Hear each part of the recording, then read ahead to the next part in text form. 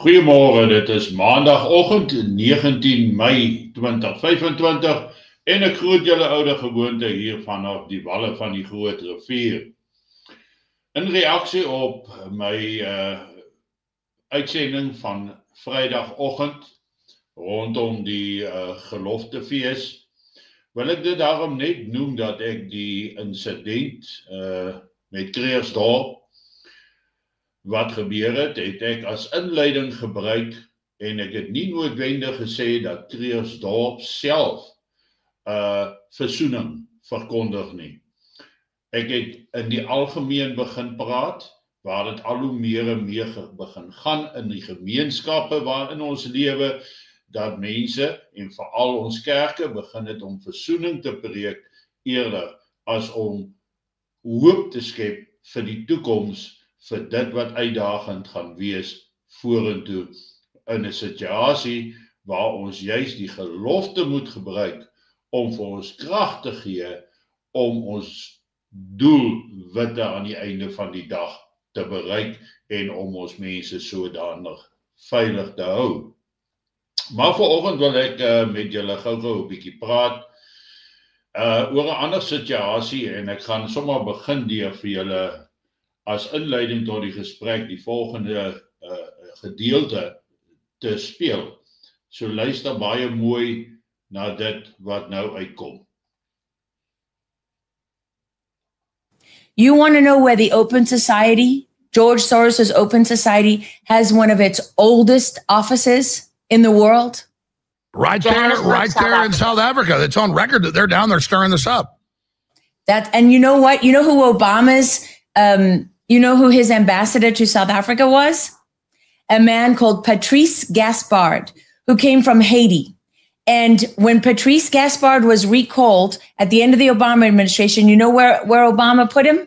As the president of the Open Society Foundations. And he was there in charge of that operation until Lord Malik Brown from Smartmatic, George Soros's other pal, helped him steal the 2020 election, and for his reward, he came and replaced Patrice Gaspard as president of the Open Society Foundations. And anybody... En daarmee wil ek dan nou ook net vir julle aandag daarop vestig dat, jy weet, ons sit met 'n redelike situasie in Suid-Afrika wat nou vir baie jare aankom. En George Soros en sy seun deesdae is al hoe meer in die nuus. Daar word al hoe meer rondom George Soros ontbloot. Die Open Society Foundation van Suid-Afrika is al jare aan die gang hier. Ons weet dat George Soros het by geleentheid gesê dat sy eerste projek was Suid-Afrika gewees om vir die wêreld te wys dat 'n reënboognasie kan bestaan, dat hulle kan integreer, en Suid-Afrika was natuurlik die ideale teiken gewees. Net soos Lenin destyds, toe hy aan bewind gekom het en besig was om hulle invloede wêreldwyd te versprei, het hy gesante gestuur na elke land in die wêreld, of elke land wat in sy visiere was, gestuur met die doel om te gaan kyk, wat is daar om te misbruik? Wat kan gebruik word om verdeeldheid te saai? En in Suid-Afrika was dit maklik, dis die rasse ding.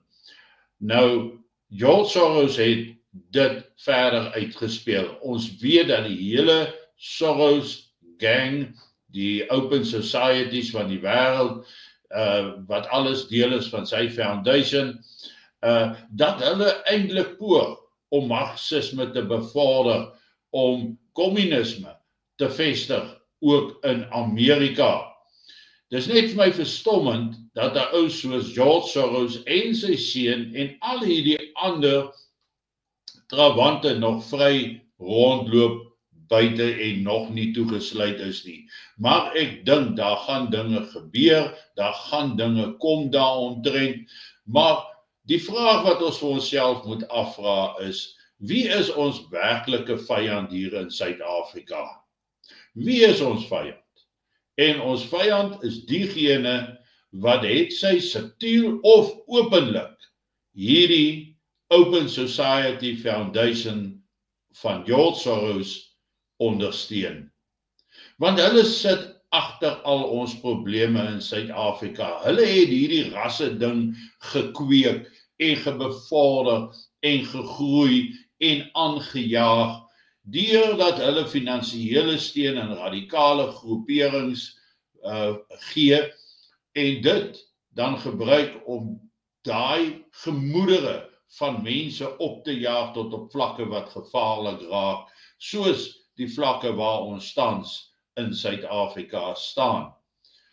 As ons verder sou kyk na die Lara Logan situasie wat sy daaroor praat, is hoe hierdie groepie Suid-Afrikaners wat nou Amerika toe is, absoluut van ekstremiste beskuldig word, dat hulle ekstremiste is uit Suid-Afrika, en sy verduidelik dan ook waaroor dit werklik gaan, dat hierdie Soros Open Foundations, Open Society Foundations, dat hulle juis hierdie tipe van terminologie gebruik om mense te label, om 'n kaartjie om die nek te hang, verskoning. En in Amerika het hulle die grense oopgegooi, miljoene het oor die grens gekom. Daar is vir hulle gesê deur die demokratiese regering, wat ook maar deel is van die Soros setup daar, is daar gesê, as julle deur die kartelle verhoed word om weg te kry in Suid-Amerika en elders in die wêreld, kom na Amerika toe, die land van geleentheid.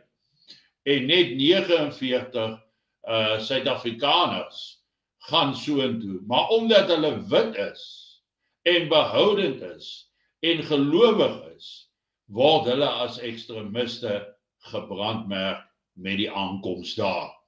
So dit raak al hoe meer vir ons duidelik oor wie is ons werklike vyand wêreldwyd. En jy kan maar gaan kyk, die oorlog in Oekraïne en Rusland gaan juist daaroor dat al hierdie Open Society Foundation takke van George Soros uit Rusland uit verban was.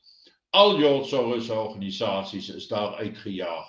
En oral in die wêreld waar dit gebeur het, was daar oorloë wat gestook was om die een of ander rede, alles behalwe waaroor dit werklik behoort te gaan. Nou, met die Trump-verkiesing is hierdie hele Soros agenda, die wêreldekonomiese forum, die globalistiese agenda, is nou in gedrang. Dit kan nou tot 'n einde kom.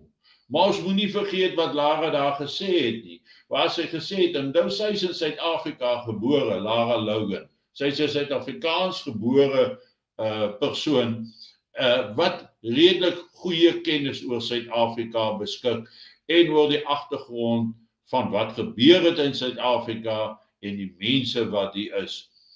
Ons moet onthou, dat konflik word gestook en daar is nou amper 'n desperaatheid van die globalistiese elite om hulle voet in die deur te hou.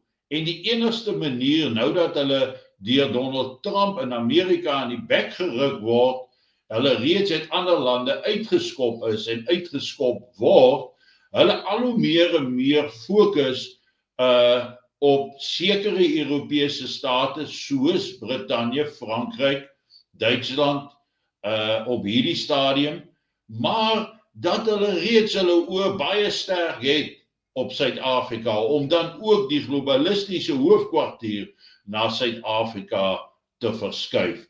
Dus hoekom onder andere die grondonteiening sonder vergoeding nou so prominent na vore gedruk word. Want die regering van nasionale eenheid het geen keuse nie, want hulle het reeds hulle self so in die skuld gedompel, dat hulle totaal en al slawe geword het van die globalistiese wêreldorde. En dus die mense wat die opstokery die aanhitsing daar plaas, wat op die ou einde van die dag 'n direkte rassekonflik in Suid-Afrika tot gevolg gaan hê. Ons moet verwag dat een of ander tyd gaan hulle daartoe werk om die Ramaphosa regering, die regering van die ANC gedeeltelike regering, maar dan ook nou die regering van nasionale eenheid tot 'n val gaan bring en dat ons waarskynlik 'n lid gaan hê, 'n nuwe president wat deel is van hierdie globalistiese een wêreldorde. En ons gevaar gaan op grondvlak nie soseer direk met hulle wees nie, maar dit wat na ons toe gebring gaan word veroorsaak deur hierdie Open Society Foundation van Suid-Afrika. Daar moet ons oë opplaas, dis wat ons moet dophou en sien wat is besig om te ontwikkel in Suid-Afrika, wat op die ou ende gaan lei tot 'n totale ineenstorting, 'n malhuis van geweld en anargie situasies en ons in 'n oorlewingssituasie. Want mense lewens stel nie vir hulle punte nie. Hulle gebruik hierdie non-profit organisasies met mooi name. Gebruik hulle om mense te beïnvloed, te beïndruk en net hierdie neutrale beeld te handhaaf, front voor te hou van hulle is eintlik humanitêre mense. Dit gaan oor hulpverlening, dit gaan oor stabiliteit en al die goed. Maar dit is amper soos die Zelensky vredespoging wat gedoen word.